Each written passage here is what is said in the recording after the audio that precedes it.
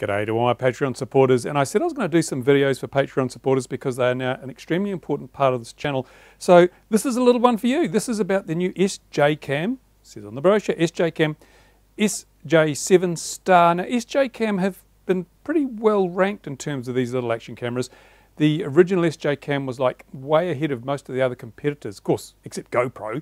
GoPro sets the benchmark, and they still make the best action cameras, to be totally honest. It's hard to surpass the GoPro in terms of its ultimate performance, but in terms of price, a lot of people knocking on the door, and SJCam has been right up there. So this was sent to me by GearBest. Now, I'm not part of any affiliate scheme, but there is a link in the description of this video and a code you can use to get this at a discount if you want to do that.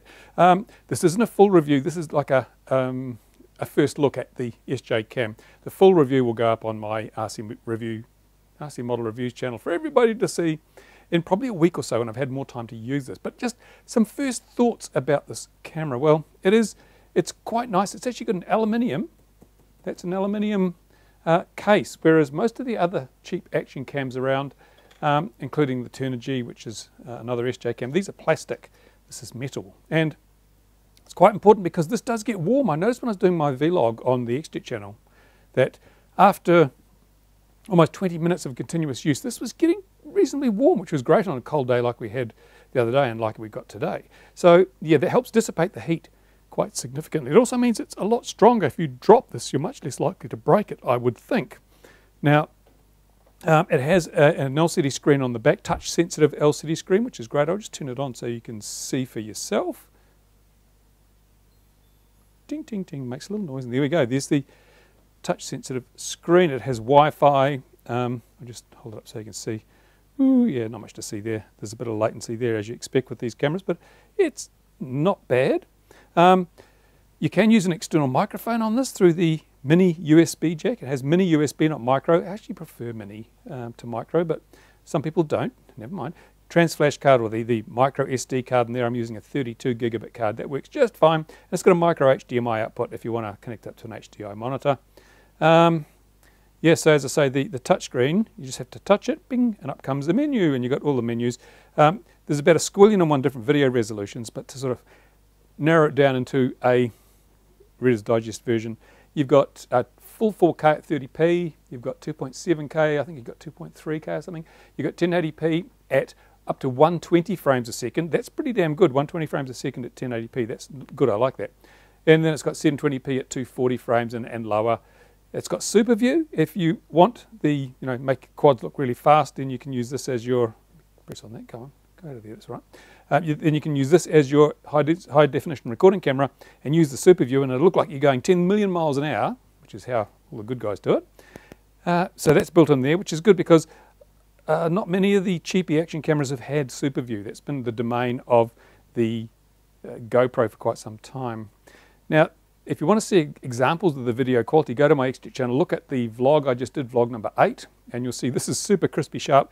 Way too sharp for an old person like me to be holding so close to my face, in fact. Terrible, absolutely terrible, but there you go. Now, it comes in a box, of course, I'll show you that. Typical of these things, that box is like a display case that you'd have in a shop, and it comes inside the little waterproof casing. You get quite, I'm going to unbox it, aren't I? Because this is an RC Model Reviews. This is the Patreon special channel, so I can do things like that here, which I wouldn't do normally. So that's, if I can get it out. Come on. Oh, no. Here we go. So that's the waterproof case. Nothing to see here, nothing special. Move along. It's got, is it plastic? I think it's plastic. I'm not sure if it's glass or plastic. Lens cover there. Buttons for operating underwater. Yeah, there you go.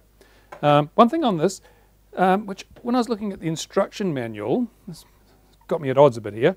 It says, if we look closely, hopefully this will focus on this. It says that we have, where is it? Microphone.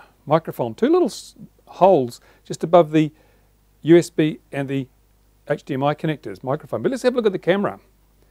There are no holes there. So where's the microphone? I don't know. Fortunately, I didn't cover it up with my fingers while I was doing my vlog. I thought I may have ended up doing it, but I didn't. So I'm suspecting that it's probably under the speaker grill in there. So that's probably the microphone. They couldn't find no other little holes that would work. One thing you may have noticed, if you are like me, is that this, like some of the early ones, doesn't have a screw for a tripod, which is a real pain in the backside because I like to use those little tiny tripods, which I don't have any here at the moment, the little tiny tripods, so you can sit this on the bench, whatever, get a good view of whatever you're filming, or just take it out and stick it up on a wall or something and leave it sitting. You can adjust the angle really easily. You know, the little beads ones, they're brilliant, but there's no screw thread on there. But I think there's probably a mount that will let you do that. If I open the box further, you can see all the goodness in there. You get all these things. We've got that, which is obviously stick it around the top. Ta-da! Let's go in the front or the back. I don't know. I don't care. Here we go. So this goes. Yeah, there we go. So there's a little mount like that, and there must be one in here somewhere. Surely there's one with a tripod. No.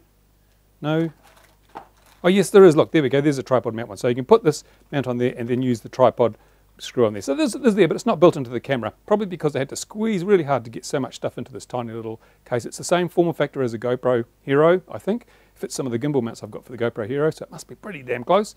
There you go. Now, one thing that disappointed me was some of the other reviews I've seen on YouTube, they came with a little silicone cap for the lens, which is great because I like to throw these things in my pocket. Don't want to get the lens scratched. But I don't think mine has one. I couldn't find one. No. Oh, yes, it does. Woo! Oh, look at that. I'm pleased. I thought I didn't get one, but it's actually not as thick as I thought it would be. It's quite a thin little silicone lens cover. I better take that out now and stick it on the camera because it will get a lot of use. This may well end up being my vlogging camera of choice. Oh, it doesn't really stay. Oh, it does. It does stay on quite well. So that's brilliant. That just protects the lens when it's in your pocket. Love that. Excellent. Great feature. These are an optional extra on most other cameras like the Xiaomi and so forth. Yeah, so that's brilliant. This is probably going to be the camera I carry around with me to do vlogs. It may also become my hat cam. It has gyro stabilization, which is great when you're vlogging because all the little bounces and bumps don't show up so much on film. It's not a strong gyro stabilization, but it's enough to get rid of the worst of it, especially if you're walking. Has reasonably good audio. I did have to tailor the audio somewhat in my vlog because it doesn't have a lot of treble, it has a lot of bass, so actually even just the thump of walking was enough to come through. So I just knocked off everything below 160 hertz just to take out that bottom bit. Also helps with wind noise. Although I didn't experience too much wind noise with it. That's quite good. Anyway, this is, as I say, it's not a review. It is simply a quick look at the camera. So there you go. So far, I've used it for probably a couple of hours, and I am very happy with it. The picture quality is good. White balance, if you have it on auto, it can vary a bit, which is a bit of a worry. So it would pay to lock the white balance on one of the many predefined white balance levels there are there. I set it on, was outdoor the other day. Everything looked fine. I did it on auto, and as you'll see in my vlog, oranges and reds tend to pop a bit too much for me. I didn't like it. And also it gave me a kind of a jaundiced tone. I actually had to change the color balance in edit to take out, looked like my liver had failed. It was pretty bad, but easy enough to correct in post-edit. But again, it's only because I use the auto white balance, which really kind of doesn't work that well, to be totally honest. So there you go. You'll see the full review in the fullness of time. This is one of the videos I'll be making to give you, because a lot of people complain, oh, you reviewed that damn product and it sold out because it was a good review. Well, I'm hoping that if I do these pre-reviews for the Patreon supporters, you guys will be able, if I have a really good product, you guys can get in first and buy them before everyone else sees the review and they sell out. So unfortunately, I'm a bit still undecided. I mean, this is still a pretty kick-ass camera. It is probably, I would say, 90% of a GoPro Hero at half the price. So yeah, it's not too bad, is it? I think I can't remember the price. Go follow the link in the description. Have a look at the price. You'll see for yourself. And so far, I really don't have many negatives for the camera, except perhaps the touchscreen's a little easy to bang when you're trying to vlog. If you're holding it and you bang your finger on it, the touchscreen activates. But so far, video quality sharp as a tack. I did not like the Xiaomi Yi. Never liked the Xiaomi Yi because it was always too soft. It was supposed to be a 1080p camera. I refocused mine to get it as sharp as I could. It was still somewhere between 1080 and 720 to me. It just never was a particularly sharp camera. This is way, way sharp. In fact, people like me should soften it before we put videos up if we're filming our faces, because it makes me look really old. So there you go. You've got questions, comments, put them in the usual place. I'll do my best to answer. In the meantime, thank you very much. Actually, I don't know if you can have comments on a unlisted video, because these Patreon videos are not listed.